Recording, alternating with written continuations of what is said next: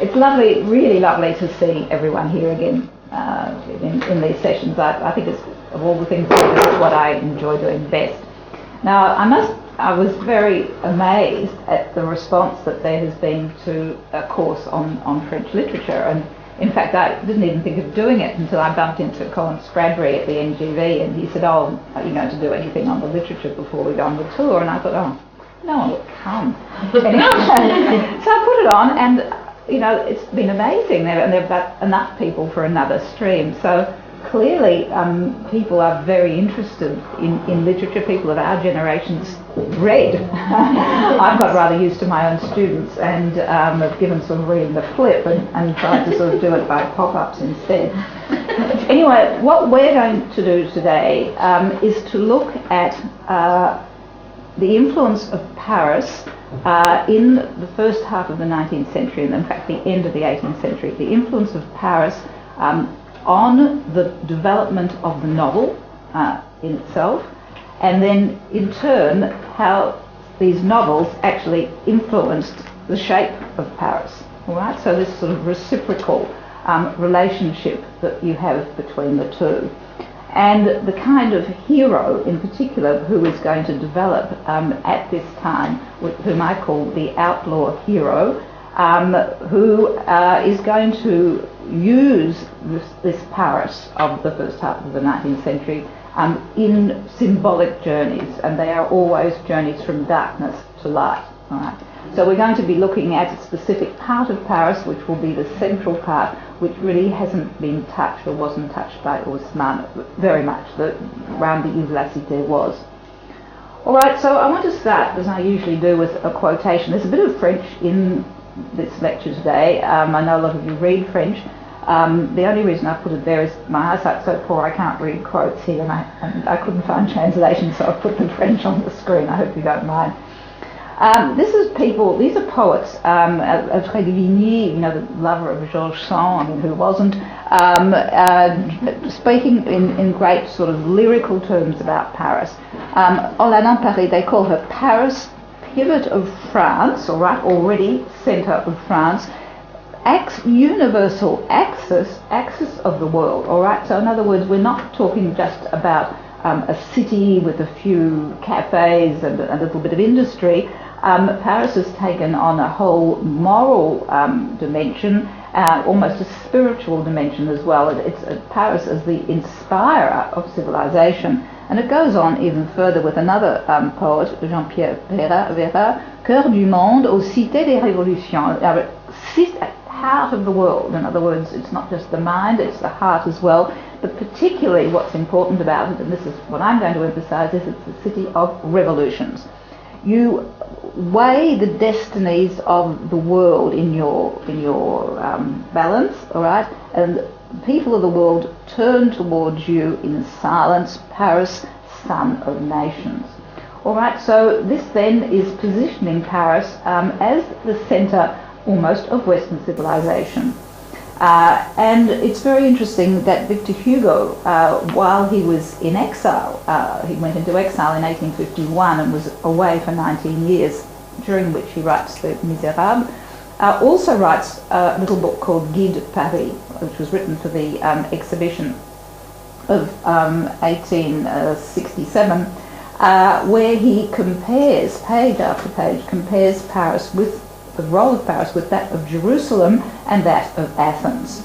All right, and it was the city of liberty, the city of freedom, the city of thought, the city of philosophy, and so on and so forth. So the point I'm really trying to make then is the importance of Paris at this time, and Paris is going to dominate completely a new form of literature which is going to emerge at the end of the 18th century and develop into the 19th century. In fact, the 19th century is the great century of the novel. And this form of literature is going to be inspired very much by Paris. Right?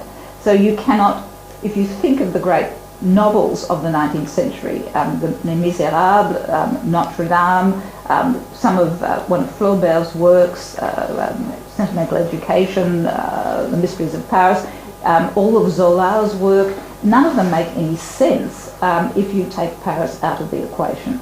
All right, all of these novels are as much about the role of Paris and this fascination that people had with Paris as they are about anything else. So Paris then has this extraordinary aura about it, but also economically it becomes very much the centre of France at the time of the 1789 revolution. All the deputies now come up to Paris to vote, and of course they bring with them their desires for food and information. So you have, for example, all the press suddenly explodes in Paris. You get all the newspapers. You get the development of the restaurant, but also the development of universities, schools, which are put in place very soon by Napoleon Bonaparte. So soon anyone who wants to have any status in France has to have been to Paris. So that then is one of the reasons. The other importance that we're going to look at today, and the theme that I'm going to be following, is that of this idea of the outlaw hero. Now, if you look back to before the Revolution, towards the end of the Ancien Régime, at the end of the 18th century, you see in emerging literary forms, in the beginning of the novel. The novel at this stage is a series of adventures. It's called a picaresque novel. It's a series of things which go on one after the other. Perhaps Cervantes more or less develops this, Voltaire as well. So there was this fascination with a kind of literature which is based around a person called a picaroux. And this hero was someone who was always outside society, outside legal society, not exactly a criminal, but someone who definitely lived by different rules from that of consolidated society. He was someone who was a vagabond, who travelled from one place to another. You just need to think of Candide in Voltaire. He is someone often who is disguised, someone who is a victim of unjust circumstances, and who lives by cunning and his wits. All right, so this is very different from the kind of person you would have got in established plays at the time.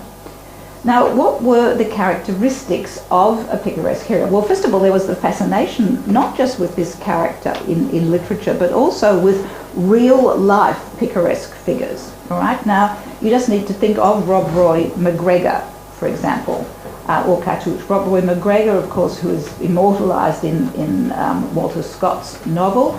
He is someone who is against the Scottish government, who works with the Pretender, who ends up stealing cattle and is always one step ahead of the authorities. All right, and of course Walter Scott writes one of the first historical novels about this character. The same thing in France, you get Cartouche and so on. So they're all sort of people, real people like Robin Hood and people like this who have become heroes at this time.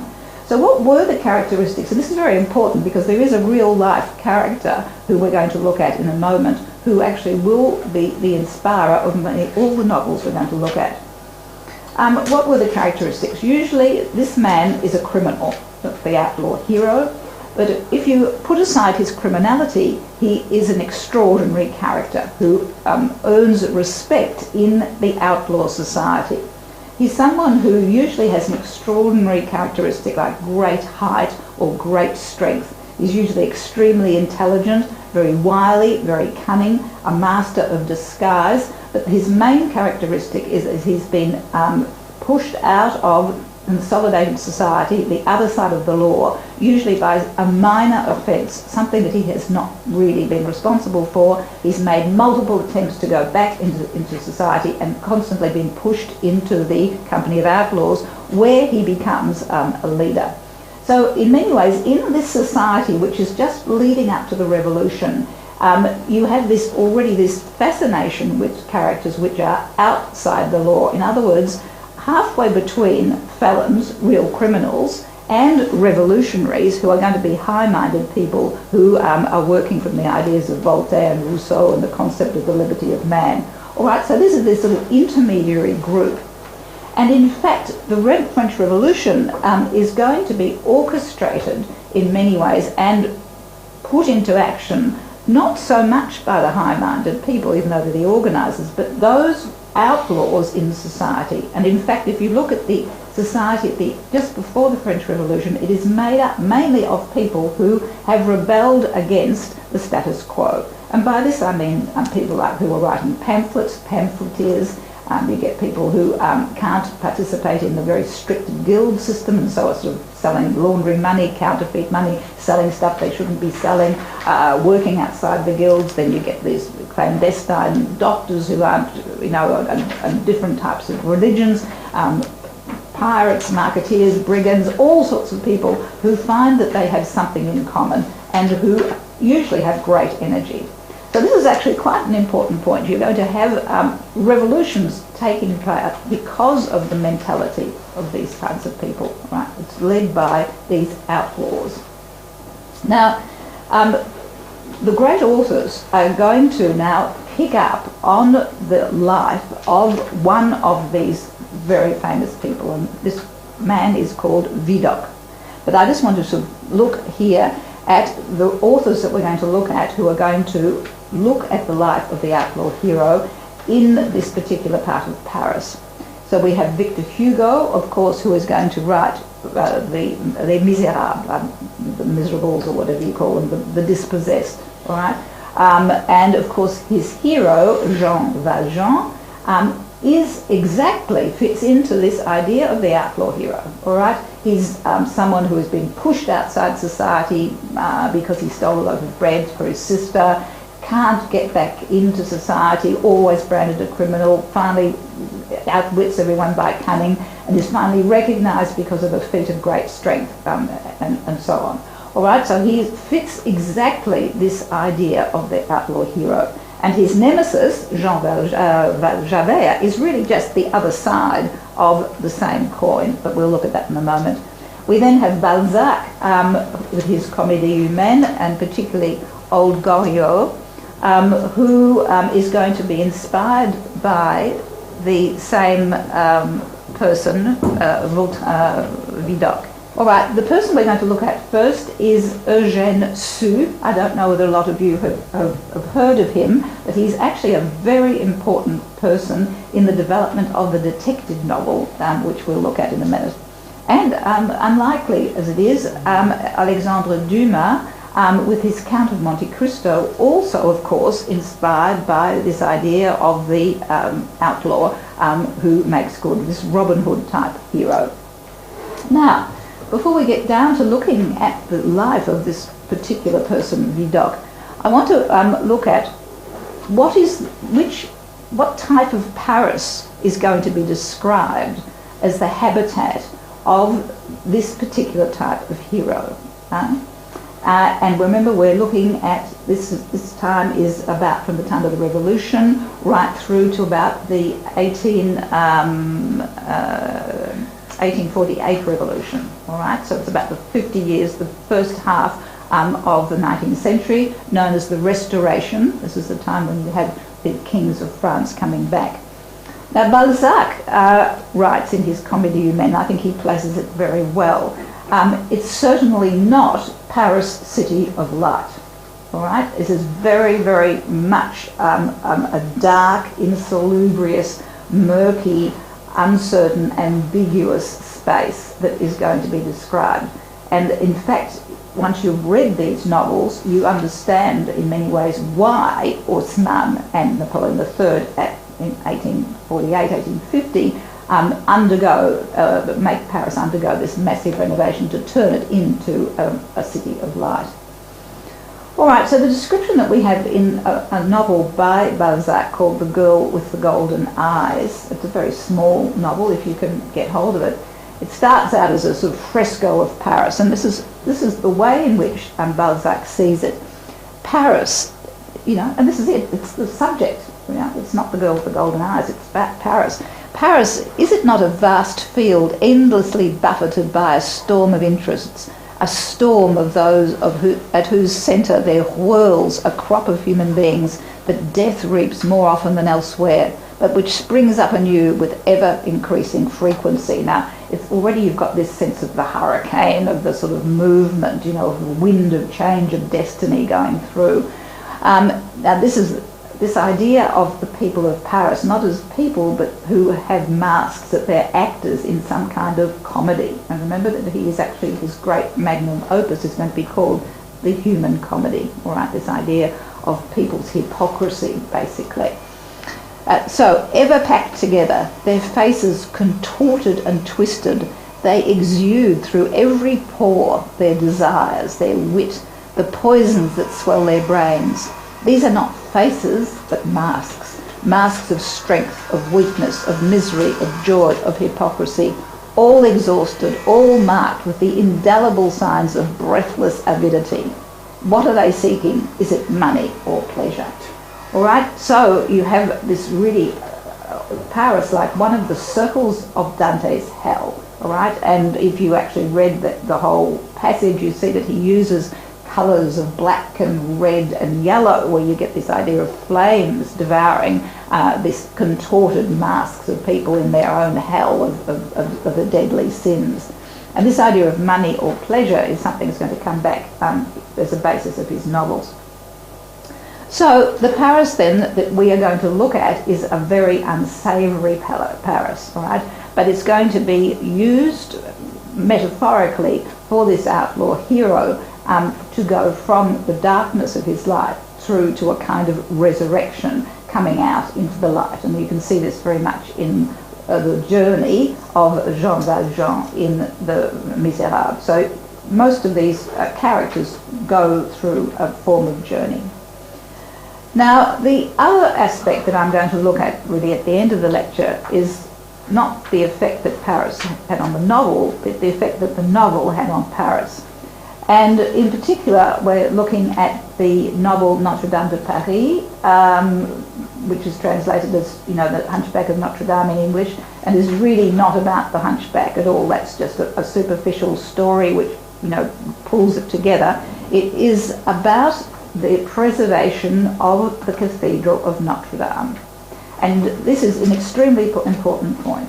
At the time of the Revolution, we go back to that again, there was an edict in 1791 sent out that all buildings which relate to prestige and privilege of a class system which is no longer viable, i.e. the church and the aristocracy, must be eliminated. And the people, you know, the masses, took this to heart and went about and was smashing altars, melting down exquisite ornaments, desecrating the Basilica of the Kings and so on.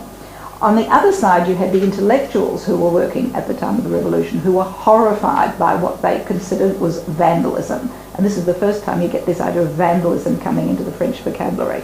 And they wanted this to, at the same time, an edict is sent out that elements and buildings that speak about the nation's heritage or patrimony should be kept, because a nation, which is what they were now and no longer just subjects of the king, must have a reference to a past. It must have things that it can identify with. So you get these contradictory edicts going out, which means that there's a struggle over Notre Dame. But what it really does mean, and we'll look at in the last part of the lecture, is that finally, not an inquisition, a group of people will be brought together, of architects, whose job it is to go out and save monuments. And the whole idea of preservation of the past, preservation of patrimony, is going to arise out of the destruction wrought at the time of the French Revolution. All right, and it is going to be with the novel of Notre Dame de Paris, Victor Hugo puts forward this plaidoyer, this plea that something be done about the monument of all monuments which symbolises French identity, Notre Dame de Paris. And it works, and we're going to get the whole form of the architectural style of Gothic revival coming out of this novel. All right, so the novel and Paris work in this osmotic way. Now, the Paris that we're going to be looking at is really, in all of these novels that we're looking at today, is actually very small. It's going to be on the Ile de la Cité, it's going to be around this part of the Marais, up round Saint-Méry, which figures in Les Misérables, down here, down the Rue Mouffetard, where Balzac's old Goriot will be situated, and where part of Les Misérables is situated. You know, Jean Valjean is theoretically all over the city, but not really. He's there. He lives up in the Rue des Archives. He is in the Battle of Saint-Méry, goes through the sewers and ends up over in the Place La Bastille, comes up out of the sewers there. So it's actually quite a small trajectory, all right, and it's all the Paris around there that Haussmann hasn't touched. All right, now I want to go back to my first point about this idea of the rise of the outlaw. You have the career of a fascinating man who is now creating quite a bit of interest in like scholars and also in the film world, but quite justifiably. Eugène François Vidocq, who very briefly was a criminal and a great criminalist. Right? He escapes numerous times, and I'll go through this in a minute, to end up forming the first police force, which is brought together under Napoleon as the Sûreté Nationale, and that is the basis of the police force that you have now in France. When he leaves this, he sets up his own private detective agency, and he is accredited with being the first private detective. And he, as we'll see in a moment, he also institutes a whole series of ways of detecting criminals that was still used up until very recently, right? So, and also what is important for us, he's going to publish his memoirs, and it's on his memoirs that you will get the basis of the novels of Sue, Balzac, and Hugo for those particular books, all right, and Dumas to a certain extent. So in other words, he was a really inspirational figure, but he was on the wrong side of the law, and this was his problem. Now, before I go into that, he starts out inside society, and for something ridiculous happens, and he goes off and joins a troupe of actors. And this is actually very important because one of the great strengths of Vidocq is that he can transform himself into any person at all. He can make himself shorter or smaller. He was the master of disguises, and in fact when he's absolutely down and out at the age of 80, he turns to the stage and performs on the stage. He's really quite an extraordinary man. He lives to about 83. Now, he was a very large man, very tall, imposing, has great strength, extraordinary intelligence, and very wily. And of course he's living at a time of great flux and change in French society. So he joins he joins after the theatre. He ends up in one of the armies, the Republican armies. Decides that that's really not particularly good. Sets up his own alternative army where he gives himself, becomes captain or something, and then actually goes and sort of gets, conquers places. In the end, is caught on a trivial charge and sent to prison, where something takes place, a forgery takes place in his cell. He says he never did it. You know how you never admit to anything. For this, crime, white-collar crime, it didn't matter all the murders, white-collar crime, he was going to have to go to the prison hulks. Now, he is sent off to the hulks, which was an extraordinarily awful experience. That was what the hulks were like in London, from which no one escaped. These were degrading circumstances. However, he manages to escape, disguised as somebody else, and then runs into a nunnery and says that he's sick. The nuns put him to bed, and he escapes out a window dressed as a nun. I mean, this is a very versatile man. And he manages to live on the run for about 4 years, marrying and defrauding different, damsels in distress as he goes. Great womanizer, as all of them were. He's in and out of prison. He gets out of prison, he tries to go straight, and then he's denounced then by other criminals who've recognised him, who are blackmailing him, so back he goes into prison. By the time he's in his early 30s, he's absolutely had it, and he has the brilliant idea of approaching the authorities, who is, by now you've got Napoleon in power, and says he will turn informer. Now, this is a time when, of course, we have this romanticised view of the spy, swishing around, At the time, spies were a despised group, and also you have to remember also that there was no police force. I mean, it's hard to believe that there was no organised police force before Napoleon actually sets it up and constitutes it. And so he works as a spy. They fake his escape, and he then uses his disguises to infiltrate all of the criminal groups. All right, and he is absolutely brilliant. He can play any part. He's managed to learn criminal vocabulary. He goes into different places, he studies the faces, he studies the way they walk. He also then develops the characteristics that the character Javert will have in Les Misérables, this obsession with catching criminals, all right, because now he's on the side of the law. And there's a wonderful story where he was waiting to get some famous criminal that he wanted to nab on New Year's Eve, and he sat all night in sort of -3 degrees in a pile of horse dung, disguised in brown, and finally nabbed the fellow at 3 a.m. when the punk came in this ghastly smell around. But they're all extraordinary stories that he did. Anyway, he becomes so important that Napoleon gives him 27 men and establishes him as in charge of the Bureau de Sûreté. And he really clamps down on crime.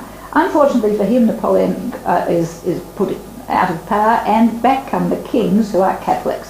And they put in charge of the police force, the minister in charge is an ex-Jesuit, who doesn't like having an ex-criminal, who still has criminal charges over his head, who also spends most of his time in brothels and cafes. And he says, well, this is where I get all my information from. Well, anyhow, he's dismissed from his role, and he sets up, he actually then tries to set up a factory making paper.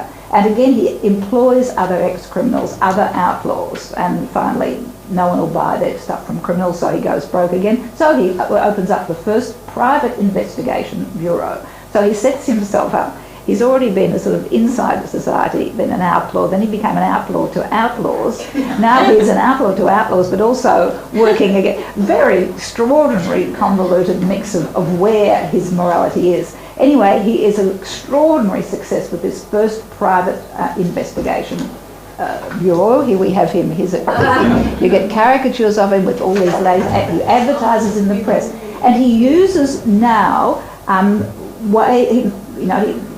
what was become normal for sort of private detectives. He studies physiognomy, right, and he actually publishes a whole book on how to spot a criminal, and he can remember faces. He'll go to prisons and remember faces. He also publishes a book with all their language that you're supposed to know. He also is the first person to use ballistics to actually incriminate someone. He actually matches a bullet against a gun. He uses plaster cast for footprints and matches them against footprints. There's another famous case where he managed to trace a great robber, something to do with the bag of chaff that was around the head of the horse. So it's the sort of thing that you get nowadays. There's sort of investigative stuff. He uses fingerprinting, all of these sorts of things, plainclothes policemen. So I just wanted to say, he sort of says, I might have become a perpetual spy. So far was everyone from supposing that any connivance existed between the agents of the public authority and myself. Even the porters and keepers were in ignorance of my mission with which I was entrusted, adored by the thieves, esteemed by the most determined bandits, for even these hardened wretches have a sentiment which they call esteem. I could always rely on their devotion to me. This is really very interesting, and this is what actually informs all of these novels at the time, that there are no such things as the good and the evil. All of these heroes that we're going to look at are ambivalent, and all of the poor aren't just seen as wretched, dangerous, flea-ridden people. They are seen as victims having human sentiments, and this is actually very important in this development of the novel. Here is the police nowadays. Oh, by the way, those of you who've been to Paris with me, you go to in the Passage Vivienne, is where he sets up part of his underground police investigative source, and of course he has tunnels underneath leading him everywhere. He finally dies at the age of 82, and when they actually went to do something with his tomb, they found he wasn't in it.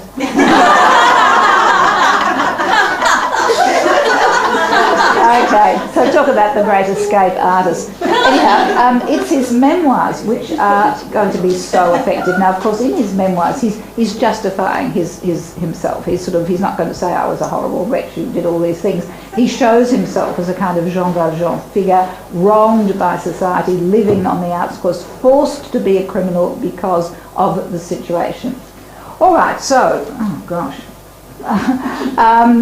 We come to the first of these authors, and when people look at the history of the novel, no one really mentions much the Mysteries of Paris or the man Eugène Sue.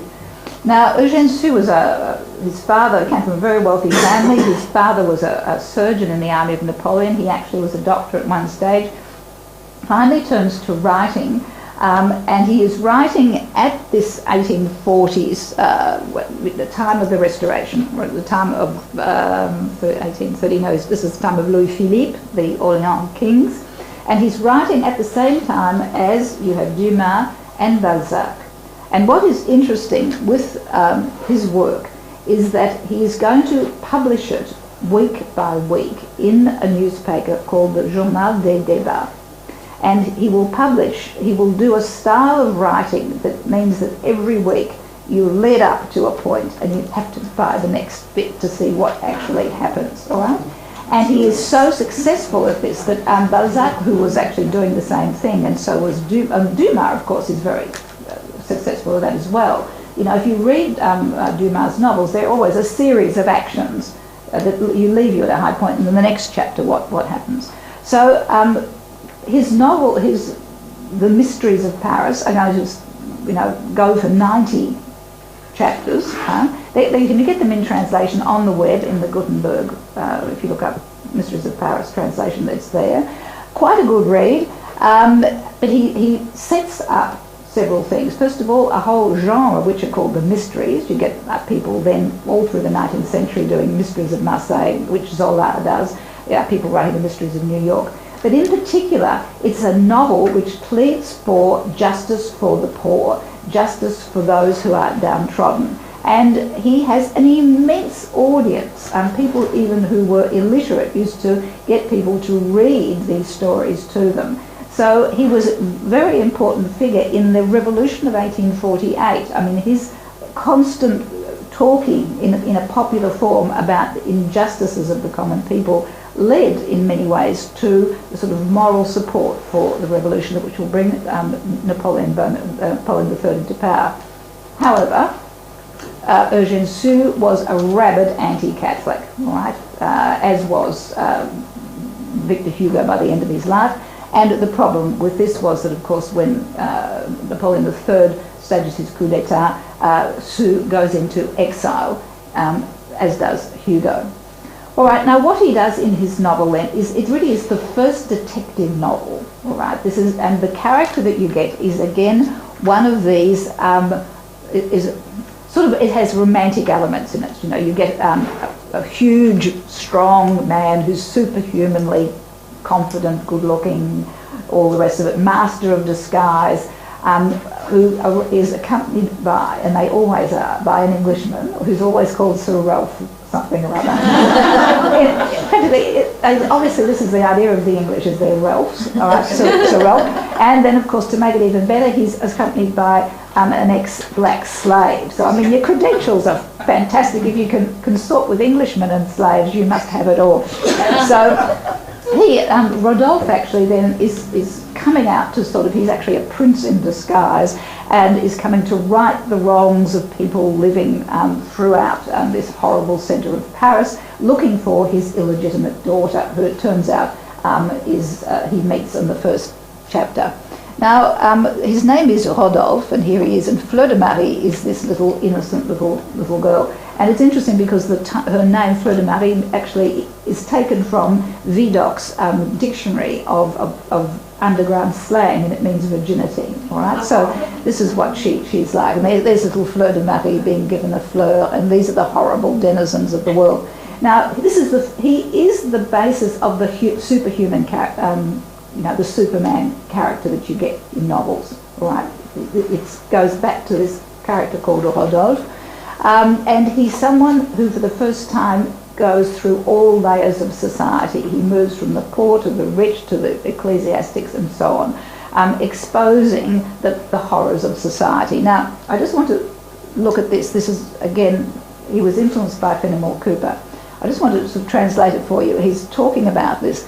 Everyone who's read the wonderful pages in which Cooper, who's the American Walter Scott, traced the ferocious customs of savages, their picturesque and poetic languages, the thousand cunning ways with which they flee or pursue their enemies. We've really been worried about those poor colonisers and for the inhabitants of cities, thinking that so near to them live and creep around these barbaric tribes whose, bloodthirsty habits have pushed them so far from the other side of civilization. We now, with the writer, we're going to try to put under the eyes of the reader a few episodes in the life of other barbarians who are just as far from civilization as these savage peoples that Cooper has so well depicted, and there's more. Only the barbarians that we're talking about are in the midst of us, right? We can sort of we are rub shoulders with them as we go into the dark dens where they live, where they get together to plot murder, theft, and to finally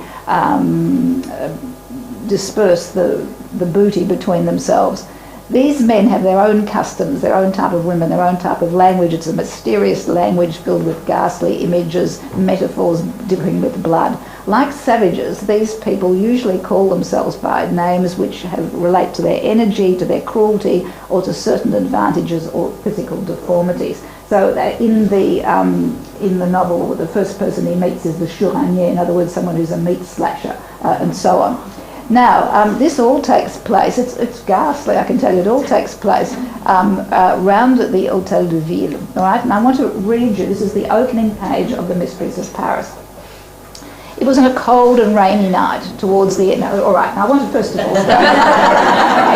there's no sun, there's no light, it's all dark, wet, and all the colours that are evoked are blacks, not even black and white, they're all brown or grey. All right, so there's this idea of this underground slushing world, okay? So it was on a cold and rainy night towards the end of October in 1838 that a tall and powerful man, and he's in disguise with an old broad-brimmed straw hat upon his head, clad in a blue cotton carter's frock, which hung loosely over the trousers of the same material, crossed over the pont au change, and darted with a hasty step into the Cité, that labyrinth of obscure, narrow and winding street that extends from the Palais de Justice to Notre Dame. All right, so he's given you this physical, geographical centering. People used to read in those days. I mean, you'll get no one under 20 who would get to the end of that sentence. No, I mean, do you see the number of words that are there? You think, oh, text them. Right. Although limited in space and carefully watched, this quarter serves as the lurking place or rendezvous of a vast number of the very dregs of society in Paris, who flock to the tapis franc. Now, this word in the slang of theft and murder signifies a drinking shop of the lowest class. Well, this is the tapis franc, which was the of the White Rabbit, which actually existed until Haussmann took his shovel to it. Where are we up to? A returned convict who, in this foul phraseology, is called an ogre, or a woman of the same degraded state who is termed an ogress, generally keep such cribs frequented by the refuse of the Parisian population. Freed felons, thieves and assassins are their familiar guests. If a crime's committed, it's here, in this filthy sewer, that the police throws its cast net and rarely fails to catch the criminals it seeks to take. On the night in question, the wind howled fiercely in the dark and dirty gullies of the Cité. The blinking and uncertain light of the lamps which swung to and fro in the sudden gusts were dimly reflected in pools of black slush which flowed abundantly in the midst of this filthy pavement. Remember, he's describing Paris where there are no footpaths, where there are no drains, where the buildings close over, and there is no lighting. You know, forget about electricity, there's no gas. There's very few candle-lit lanterns which blow out, of course. So this is this eerie, this vision of hell that you're getting. The murky-coloured houses, which were lighted within by a few pieces of glass in the worm-eaten casements, overhung each other so closely that the eaves of each almost touched its opposite neighbour. So narrow were the streets.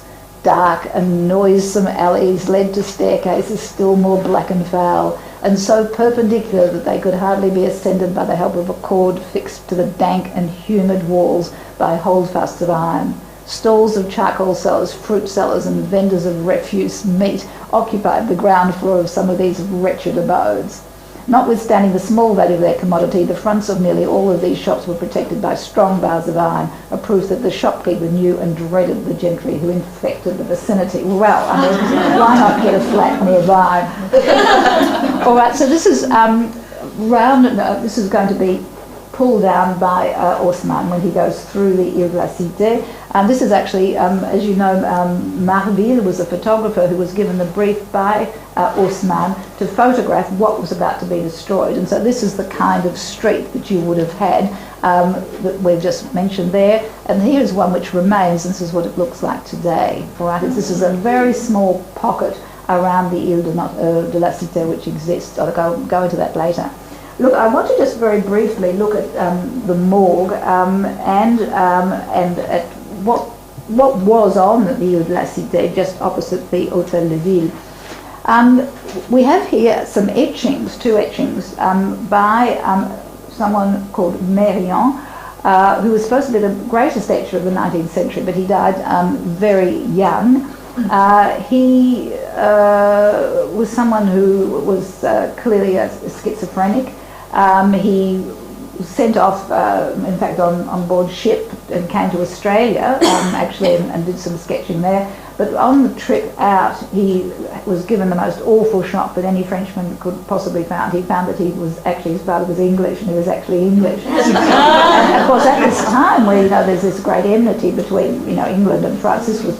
They said he never recovered from the shock. In actual fact, in his early 20s, he probably developed schizophrenia. He saw angels, which in his early youth then become bats, as we'll see later. And he finally starves himself to death in his early 30s, thinking that he's not eating food, and it's saved for the poor, it can be distributed. So his vision of Paris is a haunted, not desolate, eerie landscape, as you can see, which fits in perfectly with these descriptions that we've just had of Eugène's Mysteries of Paris. Now, I just wanted to very quickly talk about the Morgue. I think this is why I wanted to show you the map. I'd forgotten that. There's Notre Dame on the Cité. This is before Haussmannisation. Along here you have the Hôtel Dieu, which is the hospital, and just here you had the Morgue. Now, the Morgue was, as you can see here, it's sort of, there's something going on which is sort of malsain, eerie about it. It was originally set up as a place where people could come and identify bodies of relatives that they'd lost in Paris, because people, of course, there were no street names really, people met accidents, people killed themselves in the Seine and so on, and so there were benches outside windows where you could come and look and identify. This then became, that was in the 1600s, gradually became an incredibly important spectacle in Paris. And by the time that we're looking at in the Mysteries of Paris are set up, it is one of the major attractions, tourist attractions. You get English tours, like Thomas Cook has it on his itinerary. Everyone goes to the Morgue. And it's this sort of spectacularisation of death. Remember that in the 19th century there's a change in the attitude towards death. The cadaver loses its sense of eternal nature and goes from the eternal to the ephemeral.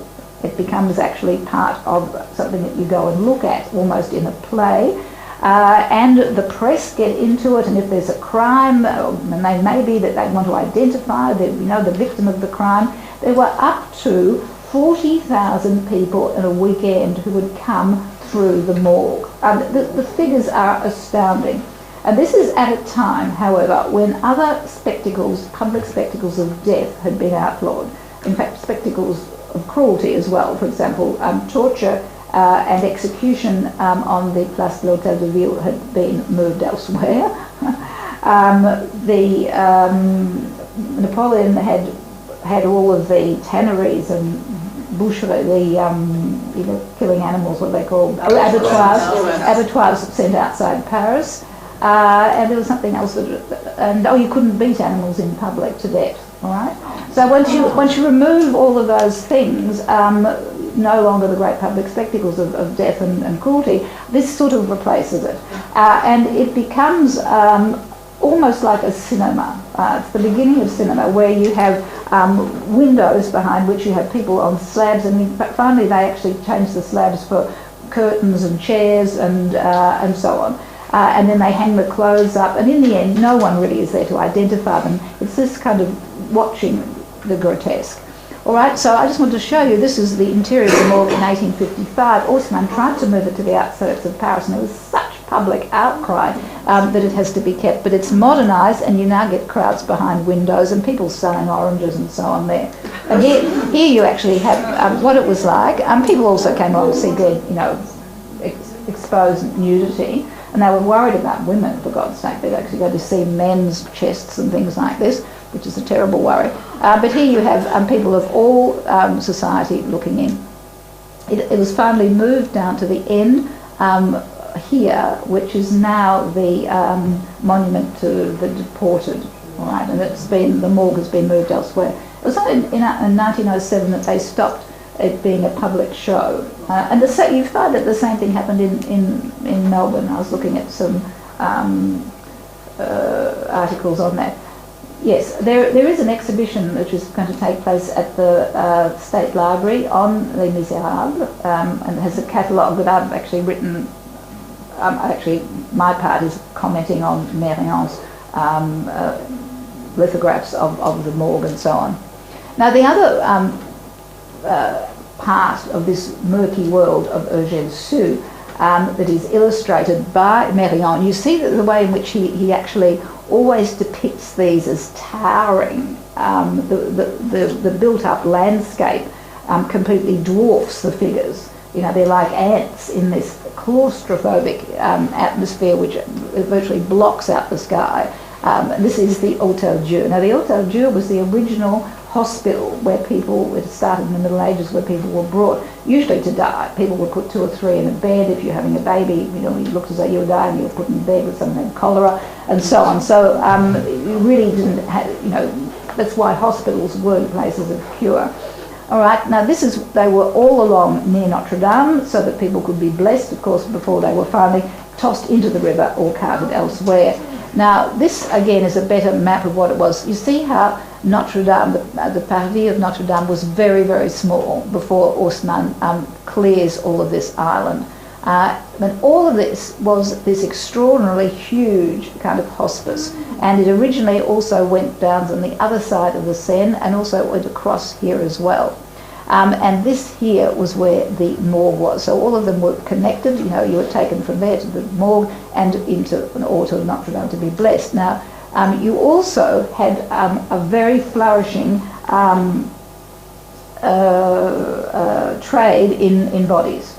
Because the medical students at this time were now working on anatomy, and unless you actually robbed graves, you couldn't do it. So here you have this clandestine trade in dead bodies being taken down from the Cagnard underneath the Hôtel Dieu. So you can see this sort of sinister atmosphere that is used by Sue for his novels. This is the Hôtel Dieu now, opposite Notre Dame, and that's the inside of it. And in fact, there are 2 hotel rooms in there that you can have if you want. All right, now, Portrait of Victor Hugo. Now, we're now looking at, going back now to look at someone else who is inspired by the writings of Vidocq. All right, we've already got Sue, who has turned Vidocq's character and his exploits as well into a successful serial detective novel. Right? So now Victor Hugo is going to take one of his books, Les Misérables, the same character. Now Hugo, as you know, was not just any writer. He considered himself a genius. and was also considered as a genius by the French nation. Now he has a career, as you can see, which really basically spans the 19th century, all right, 1802, 1885. And he is, above all, a writer, but he also was someone who campaigned on human rights issues and also was a politician. This is where he lives in the Marais, or he lived in the Marais, which we'll visit. He is known in France particularly as a poet. And he wrote in all types of poetry, elegiac poetry about the death of his daughter. He came from a family that was sort of half royalist and half republican, and so for the first half of his life he's very Catholic and very royalist. He gradually evolves to becoming deadly against the church and a great republican. That's why he will go into exile in 1851 at the protest of the rise of Napoleon III. He also has a lot of mental problems in his family. One of his daughter, for example. Have you seen the film Adele H? No, if you can, go and get it from the video store. It's the youngest of his daughters who ends up wandering the world and so on. So he is an extraordinary man. He writes sort of satire. He writes epic poems, poems about colonisation and so on. But he's known mainly in the Western, in the Anglo-Saxon world, I suppose, for his great novels. And you can see that one of his novels here is related very much to this idea of human rights. He campaigned all his life to have the death penalty abolished, and in fact was instrumental in having it abolished. I think it was in Portugal of all places. I can't remember, Bolivia or somewhere like that. Probably had other ways of getting rid of criminals. And of course Les Misérables is of course again this looking at the so-called outsiders of society and looking at them not as criminals and not as dangerous, but as people who can be redeemed, as already had been foreshadowed in The Mysteries of Paris.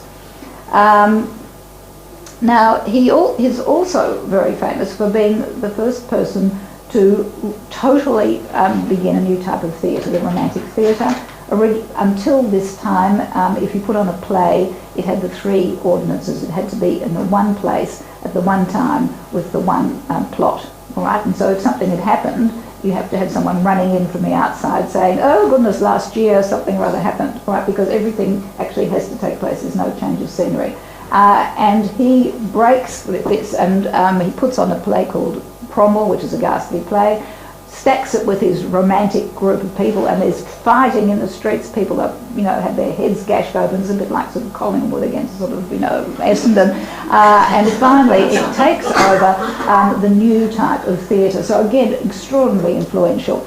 As I said, when Napoleon III comes into power, Victor Hugo was already a deputy in Parliament, and in protest at the coup d'etat and the very Catholic regime that's going to be installed, he voluntarily goes into exile and remained there in Brussels, then Guernsey, Jersey, and then Guernsey for 19 years. So when he writes Les Misérables, he has already been out of Paris for about 10 or 12 years.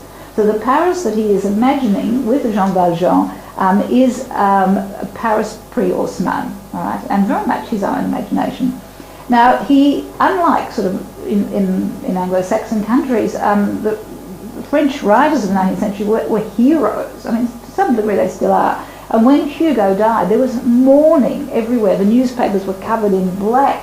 The Arc de Triomphe's covered in crape. People, it's the streets singing his poems. 3 million people go past his coffin. It's an annual, it's a huge event. He has become a monument, very much like the monument he saved, Notre Dame de Paris.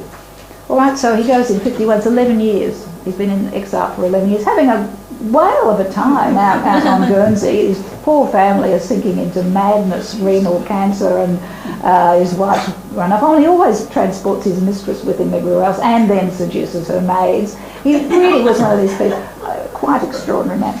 All right, so we come to when is Les Misérables set, and who are the characters, and what is the Paris that we're looking at? It's the Paris. It's the revolution of 1832 that he treats, not the revolution of 1830.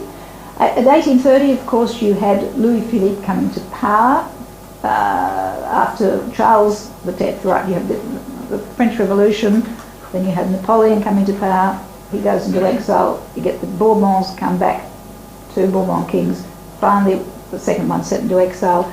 A moment it looks as though you're going to have the Second Republic.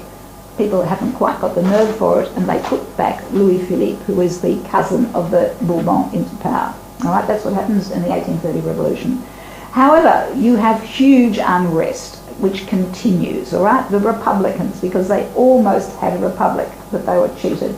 You've got people now who are Bonapartists, who are looking back with great nostalgia to the years when Bonaparte reigned and conquered the world. You've got the Legitimists, the people who think that the Bourbon pretender should be in power. And of course you've got, as I said, Bonapartes, Republicans, Legitimists, and anyone else who didn't agree. So you've got these strong groups who feel that they've been cheated with this monarchy. And so there are uprisings constantly being put down. So when you talk about the age of revolutions in Paris, we only talk about the big ones that actually changed governments. In between, you had these almost successful uprisings. This one, the 1832 one, was very carefully plotted and planned. It took place at the time of the funeral of Lamarck, who was a Republican figure, I suppose. And it had been orchestrated by groups, almost cells, a bit like the Taliban cells that you have now. They only had sort of 20 in each cell. Each one was governed from within and had very little contact with each other, but were able to actually set up the barricades around Saint-Merry. And it failed massively because of tactical error. And the person who is supposed to be responsible for it failing was none other than our friend Vidocq, all right, who had by this stage infiltrated the ranks of these tight little groups and had managed to spring up this. Witnesses say there was this huge man on a horse with a red flag going around at certain places, dispersing the troops from where they should have actually been concentrating on, allowing the other troops to get in. So he is behind much of the politics, a shadowy figure behind much of the politics of the 19th century. All right, so it's during this time that, of course, in the episode that Jean Valjean will go down into the sewers. I'll talk about in a minute. All right, so the two characters that we have, you will have to read it. It's an enormous novel that goes on, and again, typical Victor Hugo, there's sort of whole chapters which are consecrated to nothing whatsoever to do with the story. I think it goes into the Battle of Waterloo and so on. But the two characters are, one is Jean Valjean, a reformed criminal, and the other one is the man who pursues him, who is sort of the incarnation of the law. Now, in actual fact, even the name with the vers in it refer very clearly to the career of Vidocq, right? So Jean Valjean, look at Vidocq, look at Jean Valjean. Jean Valjean is, what has he done? He's been put in prison because he stole a loaf of bread. He's finally pardoned and is about to do another deed. In fact, he steals the candlesticks from the bishop, and the bishop, he's caught and about to be sent back to the hulks, and the bishop says, no, he didn't steal them, I gave them to him. And Jean Valjean thinks maybe there's a chance. There is humanity in these oppressors, and this is supposed to have turned him round. And notice this idea of darkness and light. He's actually looking at the old bishop as he sleeps. For nearly half an hour, a great cloud had darkened the sky. At the moment when Jean Valjean paused before the bed, the cloud broke, as if purposely, and a ray of moonlight crossing the high window suddenly lighted up the bishop's pale face. His entire countenance was lit up with a vague expression of content, hope and happiness. It was more than a smile and almost a radiance. On his forehead rested the indescribable reflection of an unseen light. All right, so this is, of course, this is this idea of transformation that is going on inside the soul of Jean Valjean, who will go through a series of almost initiations when he goes through the sewers, carrying someone on his shoulders like Christ, and emerging into the light of the Luxembourg Gardens. But this is when he literally sees the light. Now, all of this will take place around, first of all, he's nabbed down here. The revolution will take place up here, and as I said before, he will come out through the sewers and out to here. I just need to go back to Jean Valjean. All right, so he is a person like the outlaw hero who's marked by extraordinary strength. Javert, whose nemesis, who used to work, was the justice man at the hulks where Jean Valjean was, had noticed Jean Valjean lifting something. He was known for his Herculean strength. Well, Jean Valjean, after his episode with the bishop, manages to go straight, becomes the mayor of a little town, and one day someone is being crushed underneath a cart and he lifts it up. And Javert has always been suspicious about this mayor. There was something about him that he thought he recognised, and when he sees this feat of strength, he realises who he is and begins to pursue him uphill and down dale. I won't go into all of that, but it's through the depths of this murky Paris that has already been described by Eugène till we get to the point of the revolution where Jean Valjean is out there fighting on the barricades, and his adopted daughter, just as though you had the adopted daughter in the Mysteries of Paris, has fallen in love with Marius. Marius is wounded, and who should arrive but Javert? The revolutionists say, kill him, he represents the law. Jean Valjean, being a new changed man, takes him round the corner, fires the gun in the air and says, go away, I'm not going to kill you. Then goes down, he's defeated on the barricades, goes through, carrying the half-dead body of Marius through the sewers, which is what he does here. When he comes out, he finally meets Javert again, and Javert recognises that in fact he's a good man. He's actually carrying, he's not out for money, he's carrying someone else. And then this moral problem, it occurs for Javert. All criminals aren't criminals, some good men are criminals, some criminals are good men, and his categories of good and bad he cannot resolve, and so he commits suicide, just near where he had originally discovered Jean Valjean. Now, in many ways, Jean Valjean is Vidocq in the first half of his career, and Javert is Vidocq in the second half of his career, when he is obsessively implementing justice, all right, and in disguise as tracking people down, all right, even though he doesn't commit suicide. So you've got these two parts of the same person being produced in this character. All right, I just want to show you, he's found in the Rue Mouffetard, discovered by Javert. He goes up the Rue des Archives. I'm just trying to show you, it really all starts there, it goes up here into the Marais. This is exactly where the barricade was set up. It's outside the church of Saint-Merry, which is still there. All right, it's just here. The barricades were set up here, which were trying to stop the army which were coming in from the outside. All right, so he talks about.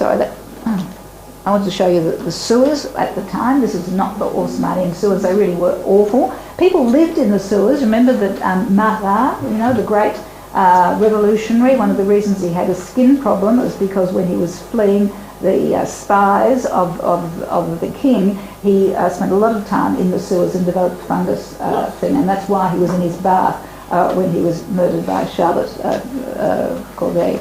All right, so this is what it looks like, but this is what he actually says, what Hugo says about this. Paris has another Paris under herself, a Paris of sewers, which has its streets, its crossings, its squares, its blind alleys, its arteries, and its circulation, which is slime, minus the human form. Here, no more fake appearance, no possible plastering, the filth takes off its shirt, absolute nakedness, rout of illusions and of mirages, nothing more but what it is. The last veil is rent, the sewer is a cynic, it tells all. And now with a physical description, winding, cracked, unpaid, full of pits, broken by strange elbows, ascending and descending illogically, fetid, savage, ferocious, submerged in darkness with gashes on its stones and scars on its walls. All right, so in other words, it is a mirror image of the Paris above, but it's underground. And this is what it looks like today, nothing like that at all. But we're still going to go down there, right? All right, now this is where, when he comes out of, I'm going to skip this a little bit because I'm running it a bit out of time. When he comes out of the sewers, he comes out into this part over here on the other side of the Place de la Bastille, which was the area of Saint-Antoine, which was where all the ebony ebonists and the cabinet makers worked at the time, and they still do. And even though it's been completely done over, you can still see the huge number of little courtyards that remain off main streets. And of course this is why Haussmann was trying to get rid of these areas, because they all connected in many ways and people could escape so easily. One we'll see is the Passage du Cheval Blanc, and this is the Cour du Ballet, which is just, again, these little pockets of little tiny alleyways which still exist right in the centre of Paris. All right, so we now come to Honoré de Balzac and his human comedy.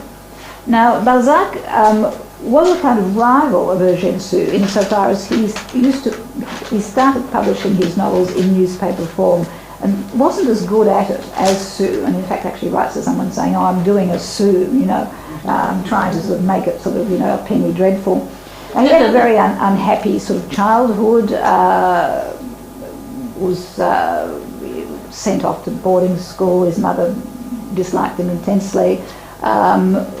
Hyperactive sort of person, constantly sort of living on the edge, on the fringe, always indulging in harebrained schemes to make money, whether it was rolling pineapples or importing wood from the Bosphorus and making book covers out of it, or always strange things that never worked. But what he always wanted to do was to write, and he begins writing under a pseudonym, publishing in newspapers, until he has the idea of combining all of his writing together under one umbrella, which is an observation of France at the time of the Restoration. So we're talking again about the years of Louis Philippe, and he is in particular interested in the society of Paris. Now, before I talk about it anymore, you have to remember that by now you have the development of interest in science, right? The 1840s in particular. You have people like Lamarck, whose disciple, of course, is going to be Darwin. There are a number of theories about, if not evolution, about the nature of man.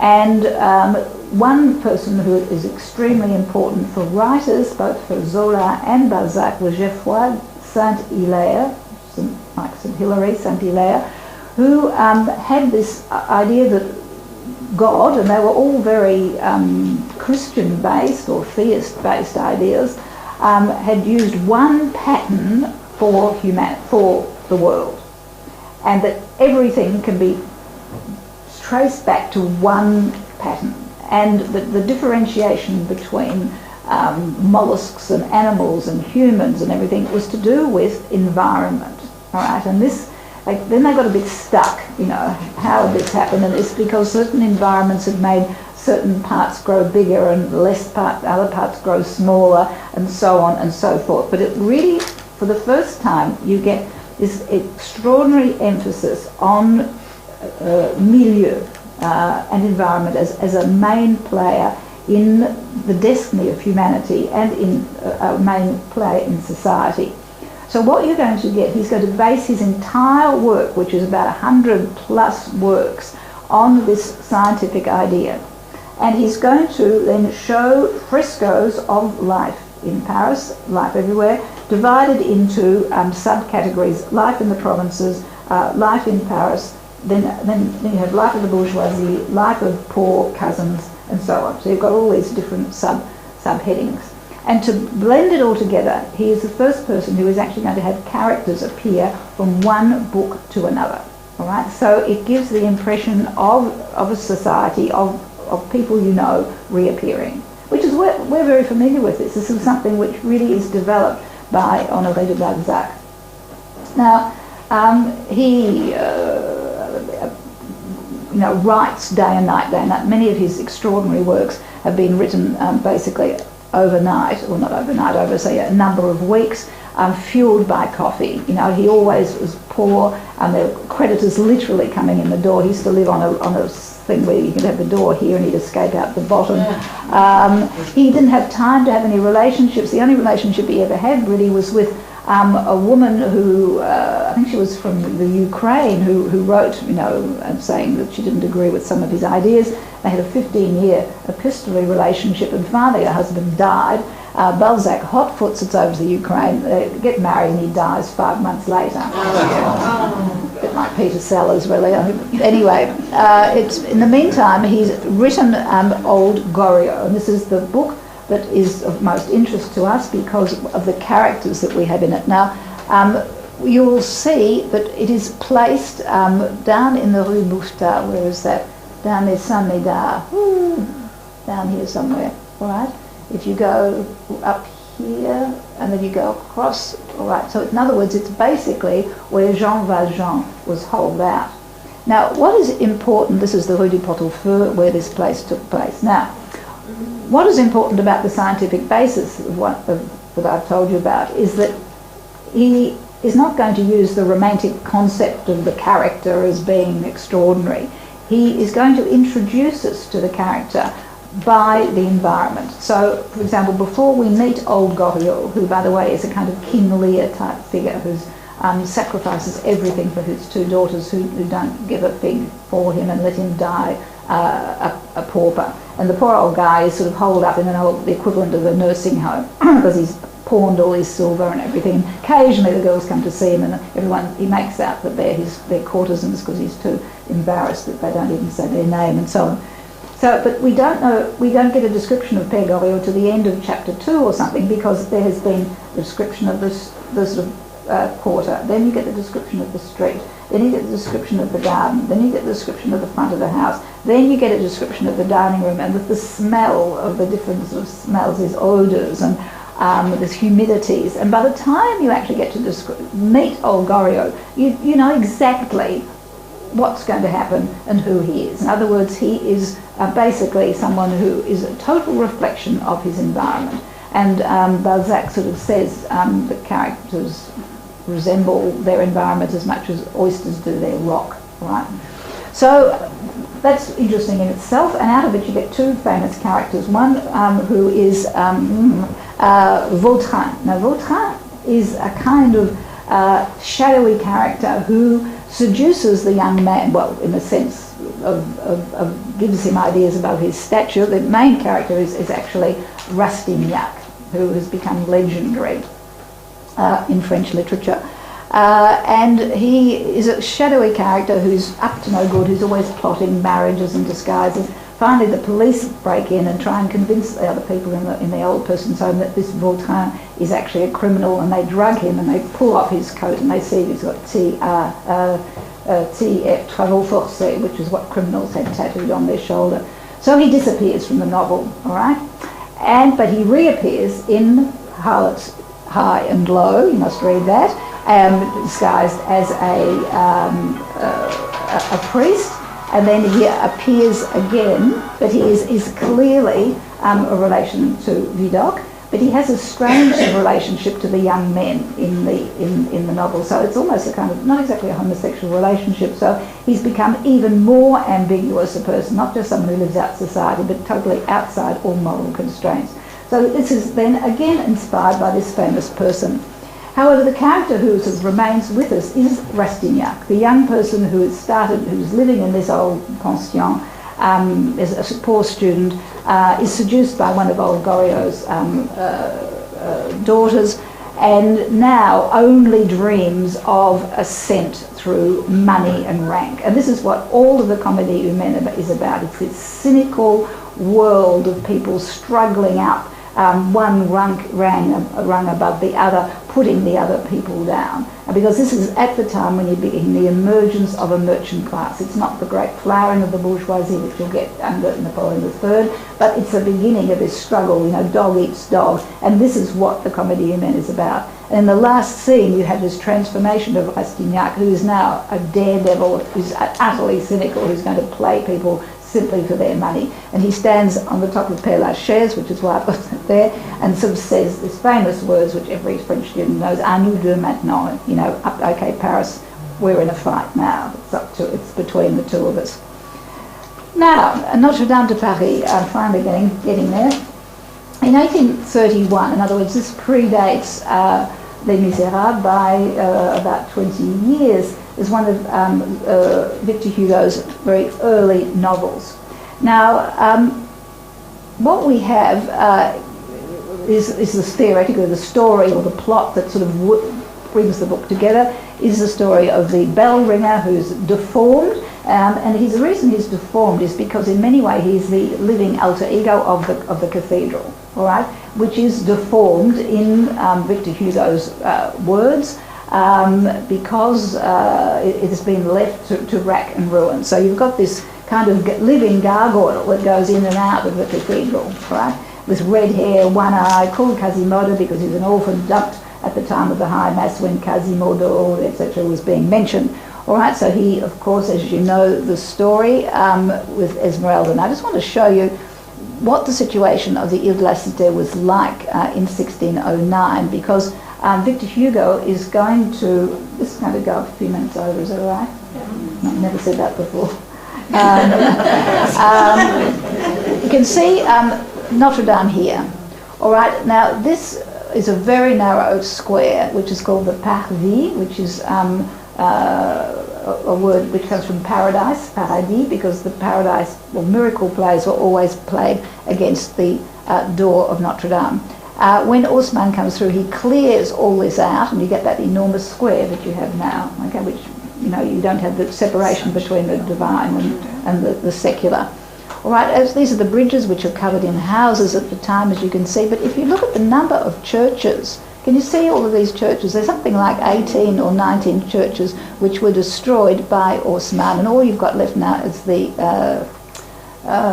Sainte-Chapelle and Notre Dame. All the others have gone. Now, Victor Hugo is deliberately going to set his novel in Paris of the 15th century. Because he's actually writing at the time of the Romantics, all right, and there's this terrible boredom, you know, with the idea of Paris as it was under the Restoration, this idea of frustration, people getting nowhere. So the Romantics were looking back to a time when Frenchness existed, and they looked back to about the 15th century or earlier.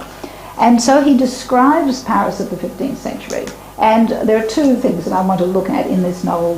One is this wonderful descriptions of Paris as a kind of hell, again, and secondly, the idea of preservation and the Gothic revival.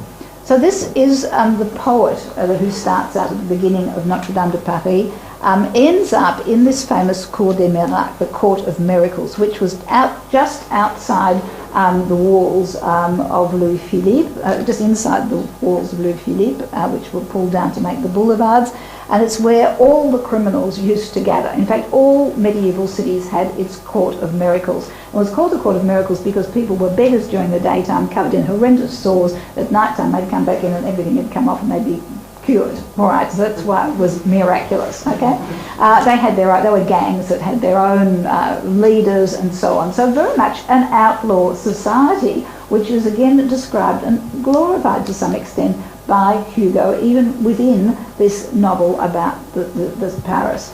Now I want to just read Hugo's description of the Cour des Miracles, which is very much a bit like that one that we had on the Mysteries of Paris, but even more descriptive, I suppose. Now the poor poet, all right, has been kidnapped, and suddenly he's in at night time in this amalgam of place where nothing makes any sense. You can't distinguish between men or women, disguises, who's who or what's what.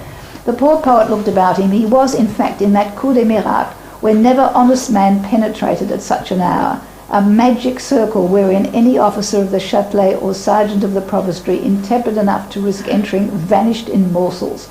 A city of thieves, a hideous sore on the face of Paris, a drain where flowed forth each morning to return at night that stream of iniquity, of mendacity and vagabondage which flows forever through the streets of a capital, a monstrous hive to which all the hornets that prey on the social order return at night, laden with their booty, a fraudulent hospital where the bohemian, now look at all these people who are actually something else, do you know what I mean? So it's fraudulent, nothing is as it appears.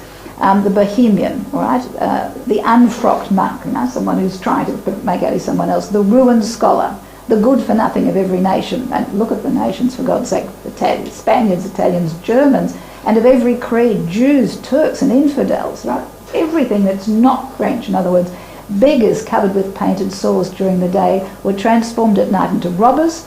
In a word, a vast green room serving at that period for all the actors in that eternal drama of robbery, prostitution, murder enacted in the streets of Paris. Now, do you see this idea that Balzac also has of people with masks? All right, this idea of duplicity, of Paris being a city where appearances can't be trusted, and there's more. It was a vast open space, irregular and ill-paid. That is a fabulous description, as were all the squares of Paris at that time. Now this is what gives the image so much, the fire. Fire, around which swarmed strange groups, gleamed here and there. It was one ceaseless movement. Now this is very like Balzac's description. It was one ceaseless movement and clamour, shrieks of laughter, wailing of babies, voices of women. So now you've got noise coming into it as well. Yeah, you know, all this going on. Hands and heads of this crowd through 1,000 grotesque outlines in the luminous background. Can you see it? Sort of shadows, and you can't tell whether it's a face because it's been deformed. The light of the fires flickered over the ground, mingled with huge indefinite shadows, and across it from time to time passed some animal-like man or man-like animal. You know, what is this world? The boundary lines between race and species seem to have been effaced as in the pandemonium. Men, women, beasts, age, sex, health and sickness, all seem to be in common with this people. All were shared, mingled, confounded, superimposed. Each one participated in it all. All right, so you've got, it is a vision of hell, basically, that you have. So this is how it is, Paris is described in the first part of the 19th century in the novels. This is where it actually took, this is actually where it is. It's now on the Rue de Cléry, which is on the boulevard along here. Saint-Denis, if you get out at the Métro Saint-Denis and go up to the left, that is exactly where the walls were pulled down. You've seen that building. I know it was me run over there last time. All right, now just very quickly, I'm not going to go into this. Of course, that Quasimodo is put into the stocks. You know, he falls in love with the gypsy because she gives him some water. This is where the stocks were. This is an old picture of the Hôtel de Ville, the Place de la Grève, which was used for public executions, for torture and all of that sort of thing. Sorry about that. And that's the Place de l'Hôtel de Ville now, which is totally sanitised. We then go up to the end of his life where he's finally, he dies. He actually creeps up into the grave, so he'll lie with Esmeralda in her grave. And this is at Montfaucon, where the gibbets were. Now the gibbets were, what's the matter? Were up where the Parc des Buttes is, all right? And people were strung up until the crows actually ate their flesh. And you can see this again is this kind of these engravings of the horror of the time. Do you know what I mean? They're not, it's a Paris of death and destruction. And this is what Napoleon III put up in its place. All right, now we go back now to Notre Dame, and this is what I want to look at very, very briefly now, is the effect that the novel has on the city of Paris and on architectural style in general. So this is Mérian, again, this one of these hallucinatory visions of Notre Dame. You can see these things that are in his mind, actually, you know, these black devils sort of circulating here, where he has these gargoyles which were imagined later by Viollet-le-Duc, and here you have Quasimodo, and of course you can't tell the difference between the gargoyle and the character himself, and this is a very important point to bring the two together. Now, just very quickly, there's a whole chapter in Notre Dame de Paris called Paris à vol d'oiseau, where he looks at the architecture of Paris. He hates modern Paris. This is what, 1830s. But particularly he's worried about what's happened to the symbol of Paris, which is Notre Dame. The church of Notre Dame de Paris is still no doubt a majestic and sublime edifice, but beautiful as it has been preserved in growing old, it's difficult not to sigh or wax indignant before the numerous degradations and mutilations which time and men have both caused the venerable monument to suffer, without respect for Charlemagne, who laid its first stone, or for Philip Augustus, who laid the last. On the face of this aged queen of our cathedrals, by the side of a wrinkle, one always finds a scar, tempus edax homo edathior, which I would gladly translate, time is blind, man is stupid. If we had leisure to examine with the reader one by one the diverse traces of destruction imprinted on the old church, time's share would be the least, the share of men the most, especially men of art, since there have been individuals who assumed the title of architects among the last 2 centuries. Now, it's really got in for architects. I'll just quickly do this. To sum up the points that we have just indicated, 3 sorts of ravages today disfigure Gothic architecture. Wrinkles and warts on the epidermis, that is the work of time. Okay, it's all right. Deeds of violence, brutalities, contortions, fractures, that is the work of revolutions from Luther to Mirabeau. Okay. Mutilations, amputations, dislocation of the joints, restorations, this is the Greek, Roman and barbarian work of professors, according to Vitruvius and Viollet.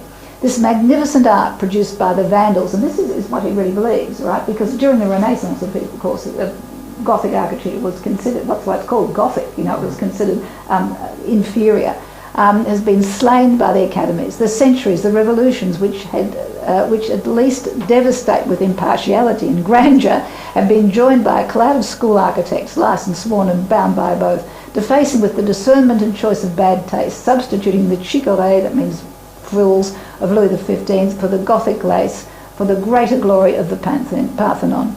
It is the kick of the arse at the dying lion. It's the old oak crowning itself, and which, to heap the measure full, is stung, bitten and gnawed by caterpillars. All right, so this is, indeed, he was right, and Notre Dame had been defaced during the Revolution. Here it's turned into the temple of philosophy, with the prostitute posing as a philosopher.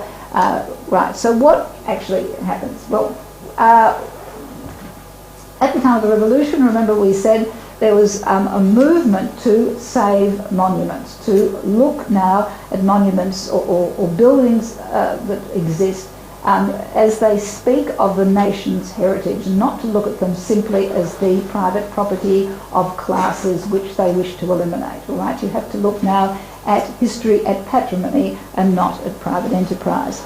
And so there is a movement then of patrimony, saving what the French famously called lieux de mémoire, places of memory.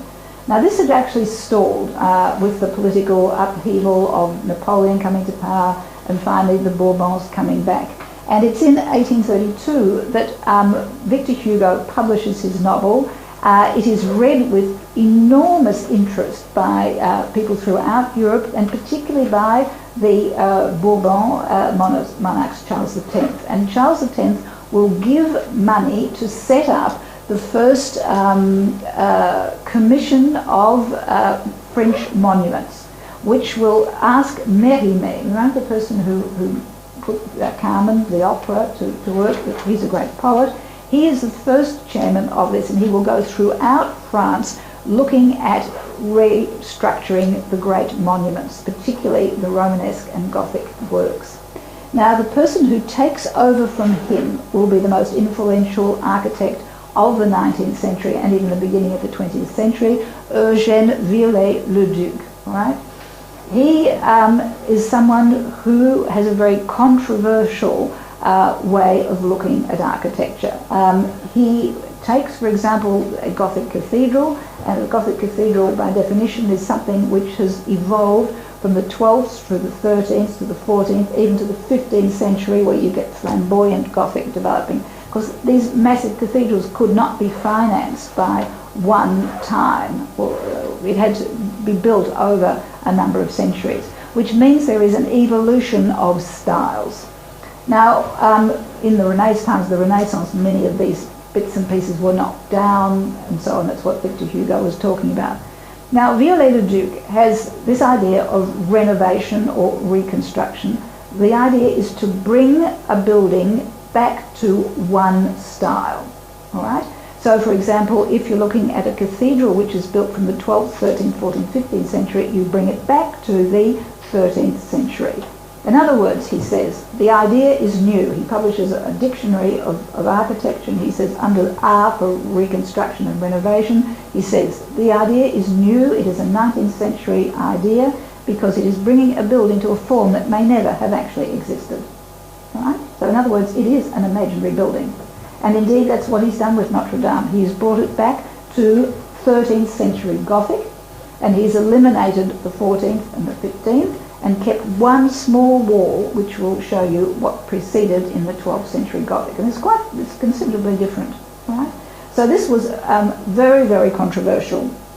That was to do with the buildings. Now, Of course, during the time of the Revolution, the mobs had destroyed all the exterior of these buildings. Now, they thought that these ancestors of the Virgin represented kings of France, so they decapitated them. Viollet-le-Duc, after enormous study, he's called a kind of archaeologist in many ways. He looks at all the paintings and the etchings of the time. He looks at what remains, looks at other buildings of the time, and redevises the statue. So practically everything you see on the front of the cathedral, and in fact almost all cathedrals of this era throughout France, are reconstructions by Viollet-le-Duc. And we saw that when we were in Toulouse, at Saint-Sernin, remember? And in fact now in Toulouse they're now deconstructing Viollet-le-Duc and putting back what was before. So you could go, it's going on forever. All right, so all of these statues, which are very sort of rigid and have lost much of their fluidity, are Viollet-le-Duc. It is he who decides to put these grotesque animals, le strige, on the top of Notre Dame. They didn't exist. These simply come out of the Gothic imagination of Viollet-le-Duc, and he feels that they are in keeping with the gutters or the gargoyles, which were originally used for water to come off the roof. So all of these, which have become symbolic of Notre Dame, didn't exist before 1840 or so. He also reconstructs many of the stained glass windows, and of course in the spirit of the 19th century, which is rationalism, he brings the window back to an axis with a straight line here and another line across there, which destroys the idea that was trying to be put forward by the medieval stained glass makers, that this idea of the rose, which is the universe, eternity which is turning, which never stops. All right, and of course you've got it stopped there with these axes. He also, of course the Gothic churches were all very brightly decorated, even the statues on the outside would have been painted. This is at the Sainte-Chapelle, which he also renovates.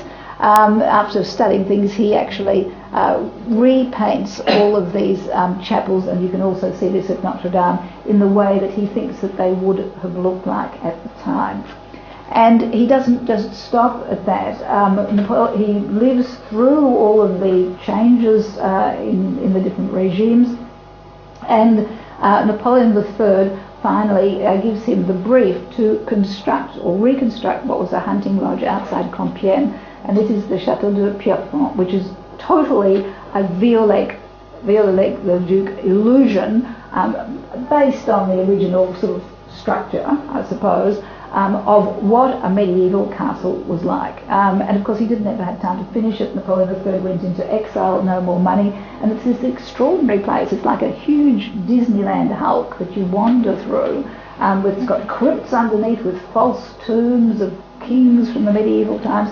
And in fact, if you've seen a film with Johnny Depp called The Seventh Gate, The Ninth Gate, have anyone seen that? It's filmed, all of it's filmed in this particular castle, but you can see what I mean. It's become a kind of delirium of medieval times. And of course he will reconstruct all of Carcassonne. All right, most of Carcassonne is modelled after the idea of Viollet-le-Duc. So all right, I finally get to the end then of what we have, this rather long, tortuous journey from the darkness of literature into the light, which we'll finally get into, looking really at how you get new genres of literature which are invented in the 19th century. This is the police novel, the detective novel, the serial novel. You get the hero as this sort of Superman of this character who is an outlaw and who is an extremely ambiguous person. At the background behind this is essentially Paris. You cannot take these people out of their environment, as was proved by Balzac. The environment created them, and they created the environment, as we saw there. The novel also influences Paris with this new idea of the Gothic. And indeed, as Balzac says, whoever does not visit Paris regularly will never really be elegant. So I thought I'd leave you on that note. Thank you very much.